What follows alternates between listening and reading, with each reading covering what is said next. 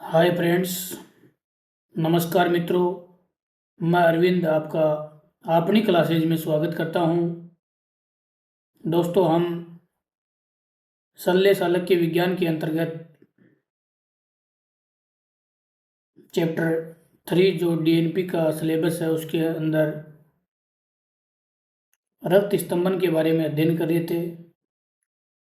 रक्त स्तंभन में हमने 4 विधियों के बारे में अध्ययन किया, जिनमें जो दहन विधि है, जो रक्त को रोकने की दहन, उसके अंतर्गत आज हम अग्निक्रम विज्ञान पढ़ेंगे। यानी अग्निक्रम क्या होता है, जो आयुर्वेद का एक महत्वपूर्ण टॉपिक है, जो आयुर्वेद के nursing students, BMS and DNP student सभी के लिए महत्वपूर्ण होने वाला है। इससे ऑब्जेक्टिव सब्जेक्टिव दोनों प्रकार के क्वेश्चन पूछे जाते हैं। तो सबसे पहले हम जानेंगे अग्निक्रम विज्ञान परिचय। आयुर्वेद शल्य चिकित्सा में अग्निक्रम एक महत्वपूर्ण और प्रभावी उपक्रम है। यानी जो 60 उपक्रम हैं, उनमें अग्निक्रम एक महत्वपूर्ण उपक्रम है जो 40वें स्थान पे दिया हुआ है। अग्निक्रम का जो सामान्य अर्थ होता है कि अग्नि द्वारा की जाने वाली चिकित्सा, जिसको थर्मल कैटरी भी कहते हैं। जब औषधियाँ, शस्त्र और क्षार किसी रोग को ठीक करने में असमर्थ हो जाते हैं, तब अग्निक्रम का प्रयोग किया जाता है। यानी कोई अभी अग्निक्रम की श्रेष्ठता आचार्य सुश्रुत ने शल्य चिकित्सा के अनुसारों में अग्निक्रम का सर्वोच्च स्थान दिया है, और इसकी श्रेष्ठता के मुख्य कारण हैं,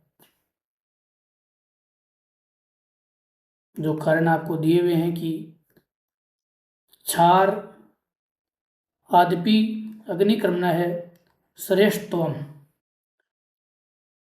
तदग्ध आनाम रोगाणाम पुनर्भार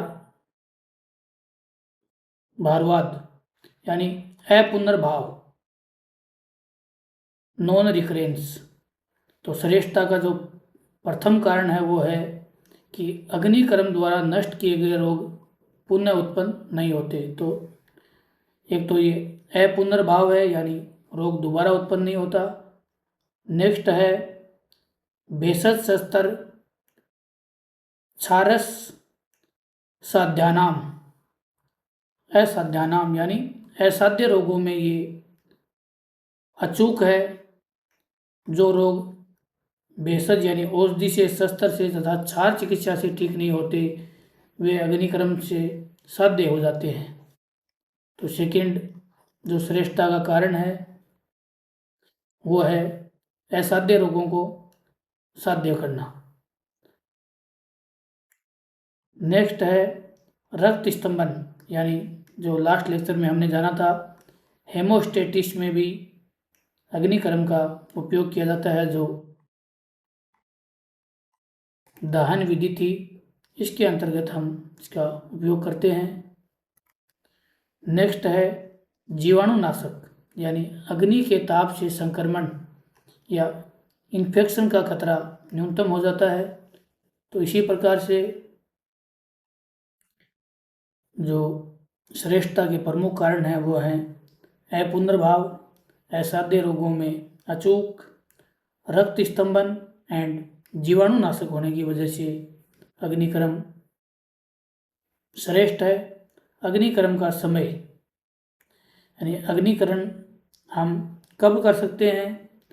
आचार्य सुश्रुत के अनुसार अग्निकर्म सभी ऋतुओं में किया जा सकता है, लेकिन इसके लिए विशेष निर्देश दिए हुए हैं। शरद और ग्रीष्म ऋतु को छोड़कर सभी ऋतुओं में अग्निकर्म किया जा सकता है। यानी शरद और ग्रीष्म ऋतु में हम अग्निकर्म नहीं कर सकते। नेक्स्ट है इमरजेंसी में, यदि कोई गंभीर या आपातकालीन स्थिति है तो ऋतु का विचार किए बिना विपरीत ऋतु में भी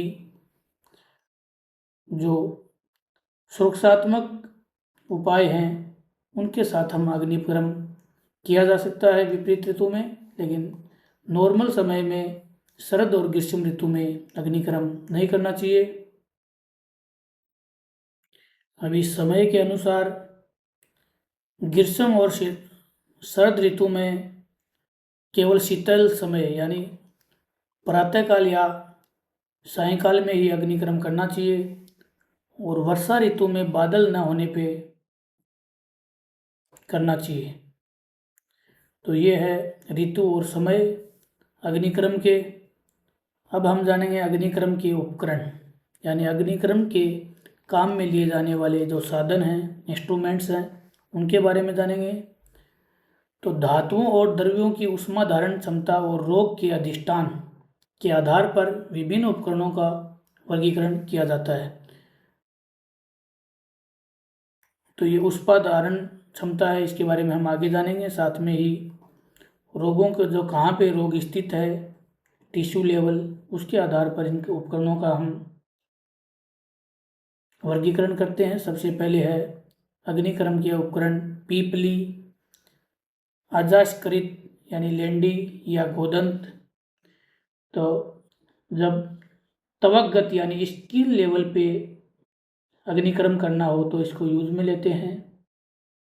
नेक्स्ट है सर यानी सलाका, सर यानी एरो होती है बाण, एंड सलाका होती है जो आगे आपको डायग्राम में दिखाएंगे। जब मसल लेवल में अग्निक्रमण करना हो तो इसका यूज में लिया जाता है। ग्रंथि, अबूध, बगंदर, नाड़ीवरण रोगों में इसका यूज लिया जाता है। चौदर, शहद, स्नेह यानी घृत और तेल और गुड़, ये शीरा, स्नायु, संधि, अस्थिगत अग्निक्रमण में यूज लिए जाते हैं। एंड जो धातुओं की शलाकाएँ हैं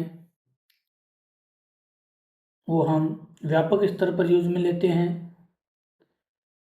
तो सबसे पहले हम अग्निक्रमण के जो उपकरण हैं उनके बारे में हम विस्तार से जानेंगे। अभी अग्निक्रमण के उपकरणों को दानोपकरण बोला जाता है। इसमें दानोपकरण आर द इंस्ट्रूमेंट या material use to produce therapeutic burns समेत दग्ध ड्यूरिंग अग्निक्रमण। तो ये उपकरण हैं, दानोपकरण हैं, वो वेरियस ओरिजिन्स लाइक प्लांट से निकल सकते हैं, एनिमल है और धातुओं से है। तो अकॉर्डिंग टू डिजीज एंड बीमारी के स्थान के आधार पे, साइट के आधार पे हम इनका उपयोग लेते हैं। आचार्य सुश्रुत ने मेंशन किया है, इनके डिफरेंट टेम्परेचर भी बताया है।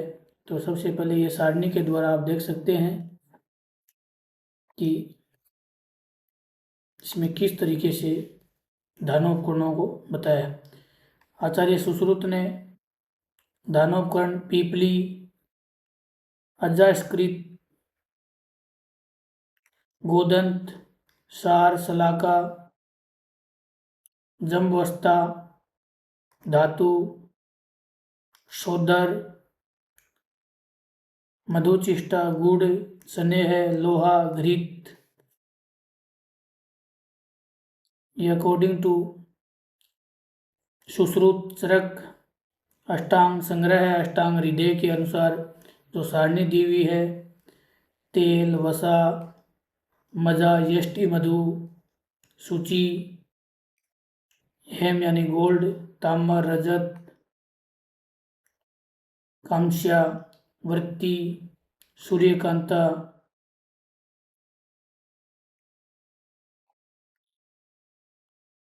अर्धेंदु। तो ये जो उपकरण है वो दिए हुए हैं डीएनपी के सिलेबस में। उपकरण बहुत ही कम दिए हुए हैं जो आगे हम देख सकते हैं। दाना उपकरण and their corresponding temperature, when red hot, gold 62 degree Celsius, silver है 350 डिग्री सेल्सियस, कॉपर आयरन पंच लोहा सलाका है, स्निग्ध द्रव्य हैं, पीपली है, अजास्कृत है। तो ये अभी आप करंट। तो सबसे पहले हम प्लांट के आधार पे जो उपकरण दिए हुए हैं अग्निक्रम के, ये आपको दिखाई दे रहा है। पीपली, पीपली को हम अग्निक्रम के लिए यूज में ले सकते हैं। इसका टेम्परेचर 57 डिग्री सेल्सियस रखना होता है। नेक्स्ट है स्नेह है, तेल है, जिनको स्निग्ध द्रव्य बोलते हैं, इनका यूज ले सकते हैं। गुड़ का यूज ले सकते हैं। इसके साथ ही सर्ज रस,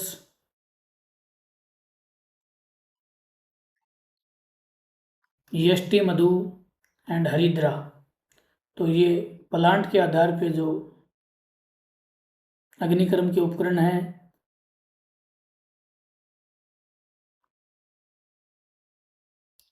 नेक्स्ट है जो उपकरण एनिमल के आधार पे जो दिए हुए हैं, जिनमें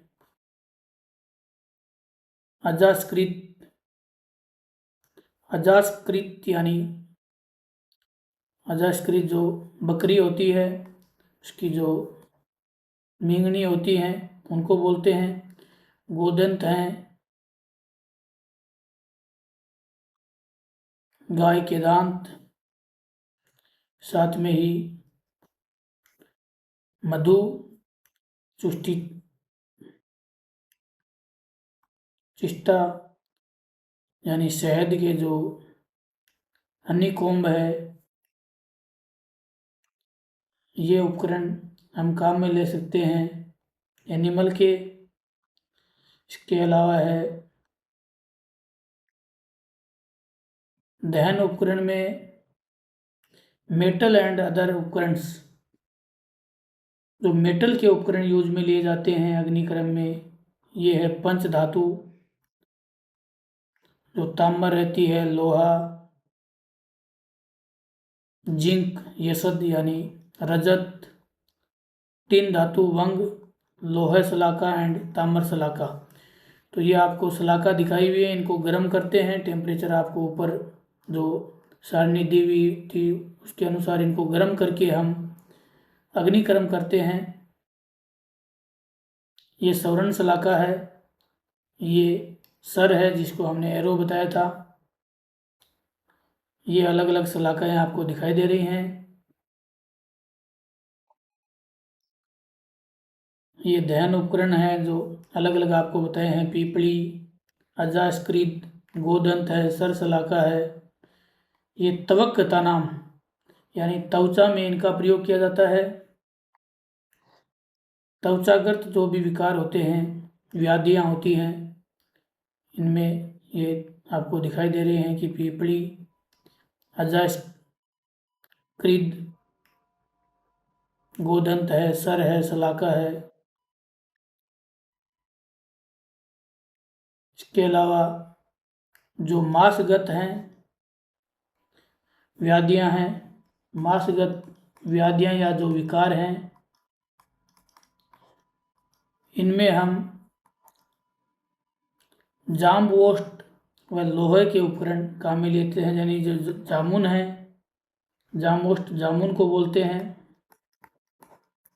इसके साथ में ही जो लोहे के उपकरण आपको दिखाई दे रहे हैं, ये सवरण सलाका है। इसका प्रयोग पक्सम रोग तथा अपान मार्ग पीड़िका में किया जाता है।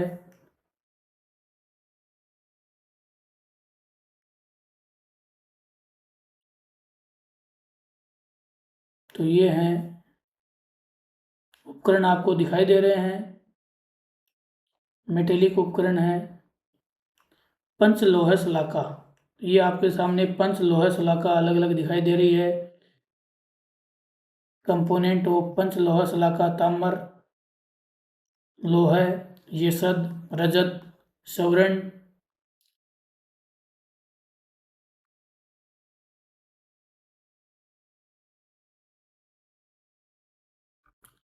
अभी इंडिकेशन ऑफ अग्निक्रम।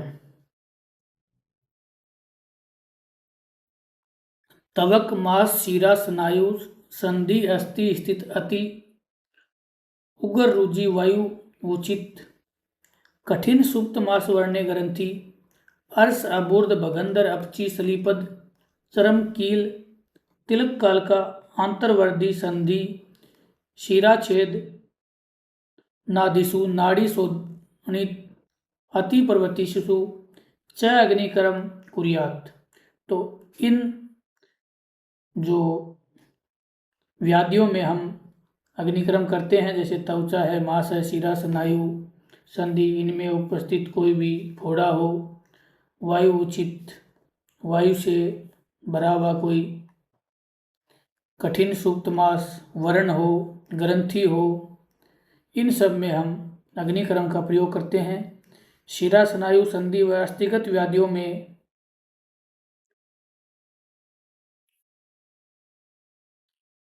अक्षोदर गुड़ सने है, ये भी काम में लिए जाते हैं।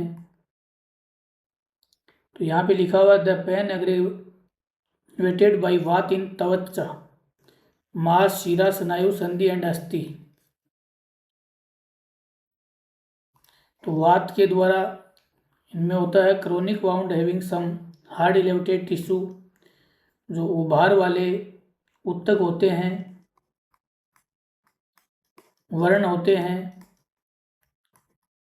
सिस्टिकुलेशन यानी शिस्ट भरा हुआ, हेमोरॉइड्स, ट्यूमर रहती है, फिस्टूला, लिम्फ नोड होती है, skin tag, hernia, joint disorder, इन सब में हम अग्निकर्म का यूज कर सकते हैं। अग्निकर्म का यूज ब्लीडिंग को रोकने के लिए, जो हमने पढ़ा था कि रक्त स्तंभन में भी इसका यूज होता है। इसके साथ ही जो वात कफज डिसऑर्डर हैं, शिरा स्नायु संधि या अस्थि, इनमें शोधर गुड़ व स्नेह यूज में लिए जाते हैं, जो आपको दिखाई दे रहे हैं। शहद, गुड़, तेल, घी, इन सब का यूज लिया जाता है।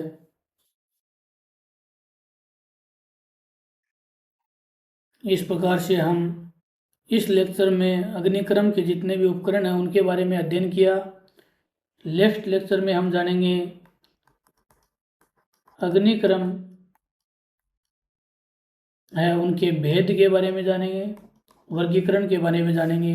धन्यवाद।